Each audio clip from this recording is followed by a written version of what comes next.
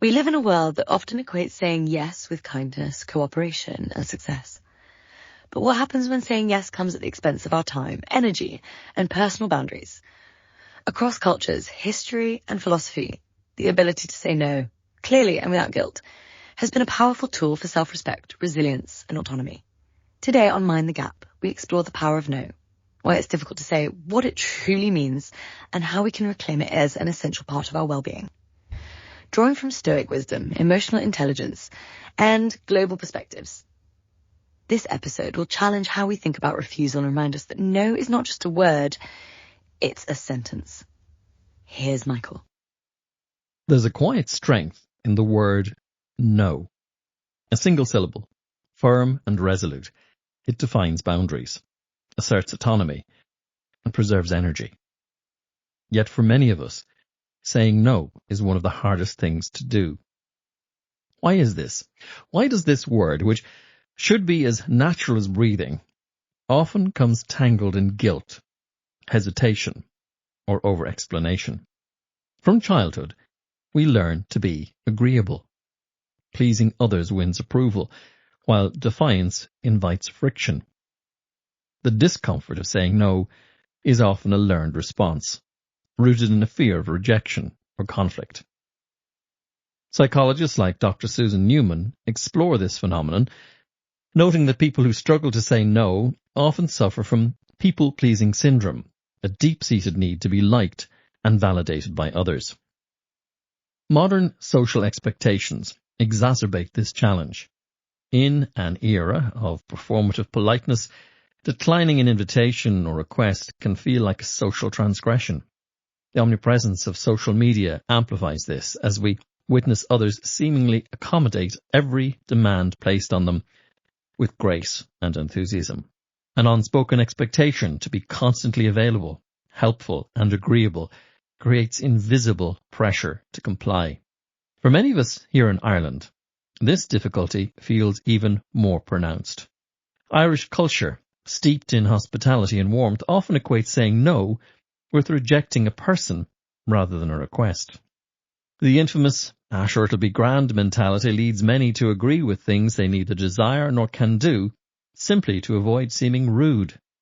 A deep reluctance to appear impolite or unhelpful makes no feel like an affront rather than a simple boundary. Adding to this challenge, the uniquely Irish phrase, I will ya, is a widespread rejection, meaning no, never. It epitomizes the indirect embeddedness in Irish social interactions, a way to decline while maintaining an air of friendliness.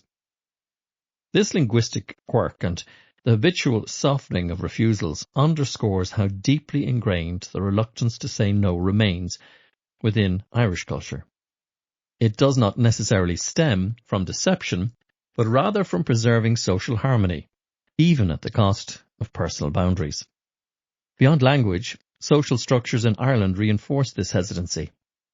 The legacy of Catholic guilt, historical suppression of dissent during colonial rule, and a small community-based culture where everyone knows each other contribute to the difficulty of asserting a firm no.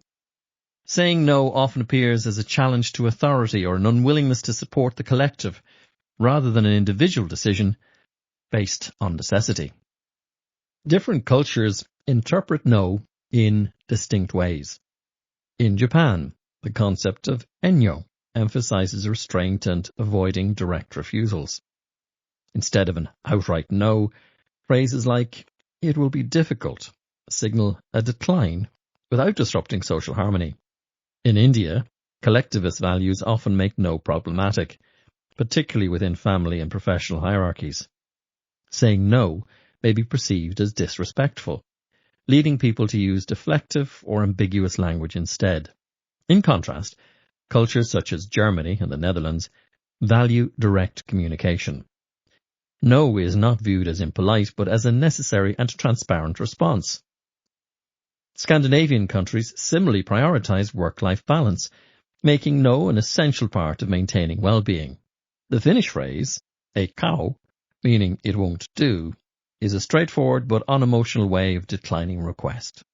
Relationships take precedence over efficiency, In some Middle Eastern and Latin American cultures, saying no outright may be considered too harsh, leading to indirect refusals or negotiations rather than a definitive reaction. In Arabic-speaking cultures, the phrase, inshallah, if God wills, can sometimes be a polite non-commitment rather than an outright no. The United States presents an interesting dichotomy. While assertiveness is encouraged in professional settings, social expectations often discourage outright refusal. People tend to soften rejections with phrases like, I wish I could, but, to maintain cordiality. This cultural balancing act reveals the tension between individualism and social harmony. And what about our friends the Stoics? Well, ever pragmatic, they understood that external pressures should not dictate internal peace. Epictetus reminds us, no person is free who is not master of themselves. The ability to say no plays a role in this mastery. Marcus Aurelius in Meditations writes, if it is not right, do not do it. If it is not true, do not say it. This simple filter is a guiding principle when facing requests or expectations misaligned with our values. Seneca too had wisdom on the subject, warning against the depletion of our most finite resource, time. In On the Shortness of Life, he writes, people are frugal in guarding their personal property, but as soon as it comes to squandering time, they are most wasteful of the one thing in which it is right to be stingy. Every yes automatically becomes a no to something else, perhaps something more meaningful, restorative, or necessary for our well-being. Saying no can be a muscle we develop over time.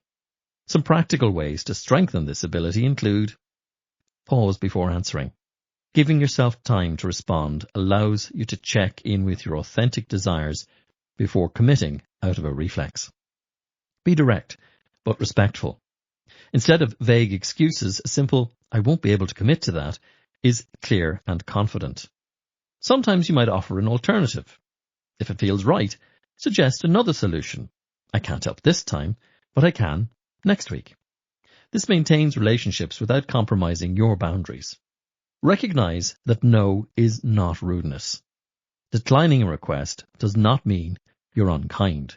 It means you respect your limits. Practice small no's. Start with minor refusals and work towards the larger ones.